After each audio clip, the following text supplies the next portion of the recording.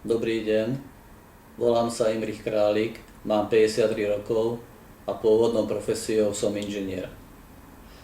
Mám však pocit, ako by som celý život riešil veci občianske. A určite to len pocit nebude. Do rubriky Povolanie si v rôznych formulároch už 12. rok píšem starosta.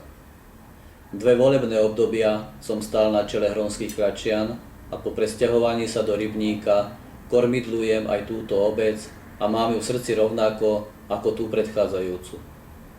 Určite aj tieto viacročné samosprávne skúsenosti ma pri voľbe predsedu Tekovského regiónu, rátajúceho 47 obcí okresu Levice a mesta Tlmače aj Levice, posunuli do najvyššej pozície tohto regionálneho zoskupenia miest a obcí.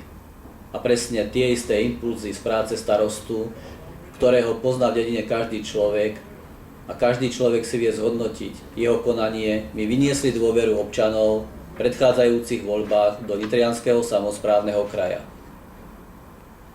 Dnes sa o túto dôveru uchádzam opäť. Som bohatší o ďalšie skúsenosti z predchádzajúcich 4 rokov a čoraz viac sa mi potvrdzuje, že moja línia kontinuálnej práce je správna. Že bohatý a úspešný život, čo akokoľvek životaschopnej obce, nemôže byť bez jej prepojenia na širší, u nás Tekovský región a na Nitriansky samosprávny kraj. Dnes už osamelí bežci nemôžu vyhrať beh na dlhé trate. Potrebujú podporu z poľa pretekárov. A tak je to aj v samospráve. Vyhráva len ten, kto sa naučí byť jedinečný v tíme, medzi partnermi, lebo súčasnosť je o partnerstve, vzájomnom obohacovaní sa. Od obce až po Európsku úniu, samosprávny kraj tu zohráva kľúčovú úlohu smerom k obciam a na druhej strane smerom k európskym inštitúciám. Preto mi je cťou v čase naplnenom udalosťami kandidovať opäť do Nitrianskeho samosprávneho kraja a pomáhať obciam v kraji premieňať ich túžby na realitu.